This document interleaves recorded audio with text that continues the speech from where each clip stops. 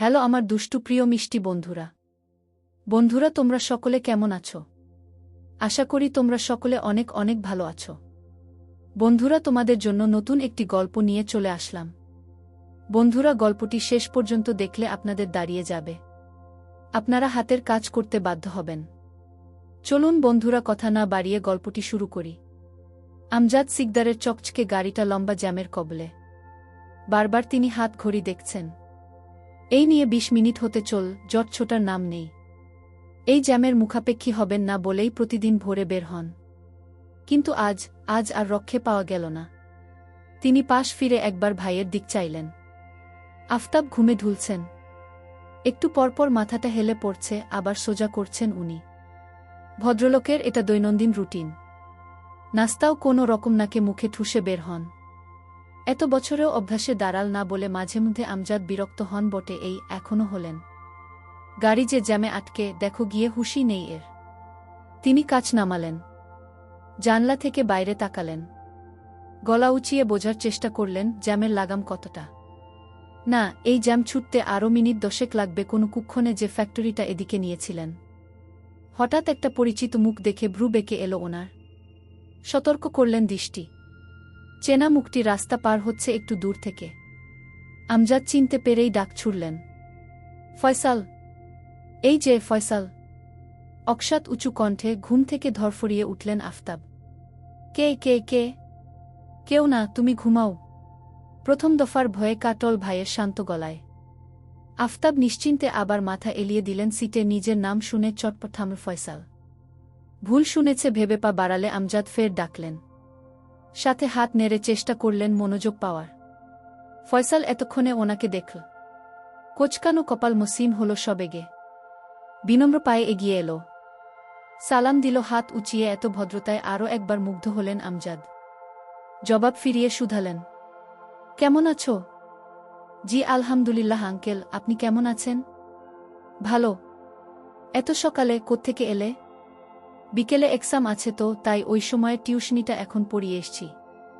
আমজাদ অবাক হলেন ভীষণ। টিউশনি? এখনও টিউশন করছো কেন? তোমার না চাকরি হয়েছে? ফয়সাল ওনার চেয়েও অবাক হয়ে বলল, চাকরি? না তো আঙ্কেল। কে বলেছে আপনাকে? আমজাদ থেমে থেমে বললেন, হয়নি? তাহলে পিউকে পড়ানো হুট করে ছাড়লে যে? আমি ছাড়িনি তো আঙ্কেল। আন্টি ফোন করে আমাকে নিষেধ করেছিলেন পড়াতে যেতে। আমজাদ 2 চোখ ঝাপটে বললেন, কি? তারপর মনে পড়ল সেই দিনের ঘটনা, যখন পিউ মারিয়াকে দেখে হা হুতাশ লাগিয়ে কাঁদল, আর সে গেমেগে ফিরে এলো কামরায়। মিনা তো ইনিয়ে বিনিয়ে বলেছিলেন ফয়সাল চাকরি পেয়েছে, তাই পড়াবে না। ব্যস্ততায় উনিও আর খোঁজ নেননি, অথচ মিথ্যে ছিল ওটা। আমজাদ বিরক্ত শ্বাস নিলেন। তারপর বললেন, মানা করলেন আর তুমিও গেলে না? আমাকে একবার জিজ্ঞেস করবে না? তোমার বাবাকে এত বড় মুখ করে বললাম আমি। ফয়সালের চেহারাটা এ যাত্রায় ছোট হয়ে এলো। নিচু কণ্ঠে বলল, আমি আপনাকে জানাতে চেয়েছিলাম আঙ্কেল। কিন্তু কি? সে একটু চুপ থেকে জানাল, কিন্তু ওই দিন সন্ধ্যায় ধূসর ভাই এসে আমায় ধমকাধমকি করে গেলেন। তাই আর। আফতাব সচকিতে তাকালেন ধূসরের নাম শুনতেই। তার ঘুম শেষ? আমজাদ বিস্মিত কণ্ঠে বললেন, ধূসর?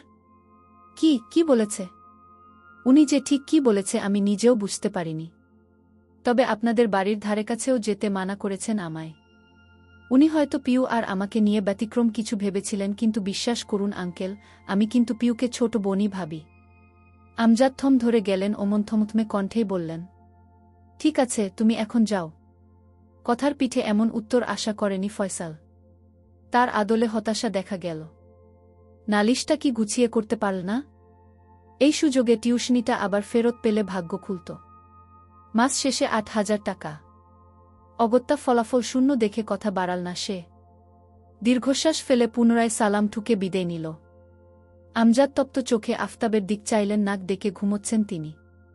আমজাদ রেগে বললেন, তুমি যে ঘুমের ভান করছো আমি কিন্তু জানি আফতাব। আফতাব চোখ মেললেন। ধরা পড়েছেন বলে ঠোঁট উল্টে সোজা হয়ে বসলেন। ভেতর ভেতর আহাজারি লাগালেন সমানে। এখন ছেলের নামে আবার 2 কথা শুনতে হবে। না, এই বা দর ছেলে এই যাত্রায় এই বুড়ো বাপটাকে শান্তি দেবে না। দেখেছ তোমার ছেলের কাণ্ড? দেখেছ? ফয়সাল তাকে তাড়িয়ে একটা বন্ধু আনিয়েছে। তা সে বন্ধু পড়াতে আসে? 15 দিন এসে আর খবর নেই। আর তোমার ভাবি সেই বা কম কিসে? দুজন মিলে আমায় কাহিনী বানিয়ে শোনাল। দাঁড়াও, এর একটা বিহিত আমি করছি। আমজাদ ফোসফোস করলেন। অথচ বিড়ালছানার ন্যায় গুটিয়ে বসে রইলেন আফতাব। ওনার চুপ থাকাটা সহজে না কুলোলে তিনি খ্যাক করে বললেন, কি কথা বলছো না কেন? আফতাব মিনমিন করে বললেন, কি বল ভাইজান? কম তো বলি না ছেলেটাকে। এতেও কাজ হচ্ছে না যখন, আর শুধরাবে বলে মনেও হয় না। সাথে একটা লম্বা আক্ষেপের নিঃশ্বাস ফেললেন তিনি। শুধরানোর দরকার নেই আর। এবার সোজা এর রাস্তাতেই আগাব ও ভুলে যায় যে আমরা ওর বাপ। আগে তোমার ছেলে মানে পালের গোদাটাকে দেখছি, তারপর তোমার ভাবিরও হচ্ছে। আফতাব গোবেচারা ভনিতে মাথা নাড়লেন। ভাবলেন, কি যে করবেন কে জানে। অত বড় দামড়া ছেলের তারা ঘাড়ের রগ কি আর সোজা হবে? এ ছেলে ঠিক হবে না ভাইজান। আমি আশা ছেড়েছি, আপনিও ছেড়ে দিন। আজ টানা 3 দিন পর সাদিফের পা পড়ল অফিসে। এমন নয় সে ছুটিতে ছিল, ইচ্ছে করে আসেনি। একমাত্র অনুষ্ঠান ব্যতীত ঝড় তুফানেও যে ছেলে কামাই করে না সে অফিসমুখো হয়নি কদিনে। অফিসের বস তাকে ফোন করে করে হয়রান প্রায়। একটা বার সংযোগ পাননি। পাবেন কি করে? সাদিফ সিম শুদ্ধ খুলে রেখেছিল। খেতেও নিচে নামেনি। সন্ধ্যায় আড্ডা দিতে আসেনি। হইচই করেনি পিউদের সাথে। রুমে খেয়েছে, ঘুমিয়েছে, কাজ শেষে বন্ধ করেছে দৌড়। ওই দিনের পর জবা বেগম যতবার ঘরের সামনে যেতেন দরজা বন্ধ। পিউও ডাকেনি। তবে ভেতর ভেতর সবাই চিন্তিত ছিল ওকে নিয়ে। সাদিফকে দেখে কিয়ৎকাল তৃষ্ণা সমেত চেয়ে রইল মারিয়া। নিষ্পলক, নিশ্চল সেই দৃষ্টি। যেন 3 দিন নয় 3 যুগ পর মানুষটা সামনে এসেছে ওর। এই 3 দিন কি মারাত্মক ছটফট সে করেছে কেউ জানে না। কতবার ফোন দিয়েছে, বন্ধ। একবার চেয়েছিল ও বাড়ি যাবে, পারেনি। প্রতিদিন সাদিফ তার পাশ কাটিয়ে যাওয়ার সময় একবার তাকাত, মৃদু করে হাসত, অথচ আজ সোজা ঢুকে গেল কেবিনে, যেন এক যন্ত্রমানব হেঁটে গেল। ফিরেও দেখল না ওকে। মারিয়া সারাটা বেলা কাজে মন বসাতে পারল না। আজ করতে পারছে, মানুষটা ভালো নেই। হয়তো পিউ রাজি হয়নি।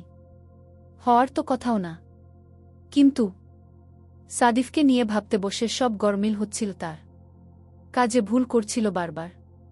সব ভুলে মাথা খারাপ হওয়ার মতো অবস্থা। লাঞ্চ টাইম পড়তেই মারিয়ার উসকুস প্রগা হল। চাতকের ন্যায় খানিকক্ষণ অপেক্ষা চালাল। এই বুঝি সাদিফ বের হয়। গতবারের মতো এসে আবদার ছোড়ে একসাথে খাওয়ার, কিন্তু সময় কাটলেও তার দেখা নেই। শেষে অধৈর্য হয়ে পড়ল সে। নিজেই সাহস জুগিয়ে উঠে দাঁড়াল। অফিসের নিয়ম অনুযায়ী একজন সামান্য কর্মচারী চাইলেই ম্যানেজারের কক্ষে যেতে পারে না যতক্ষণ না তাকে ডাকা হয়। কিন্তু মারিয়া এই নীতির ধার ধারল না আজ। তার মন বলছে সাদিফ ঠিক নেই। যখন পাশ থেকে যাচ্ছিল কেমন মনমরা লাগছিল দেখতে। এসব জেনে বুঝেও এভাবে পুতুল সেজে বসে থাকার মানে হয় না। মারিয়া ত্রস্ত এগিয়ে যায়।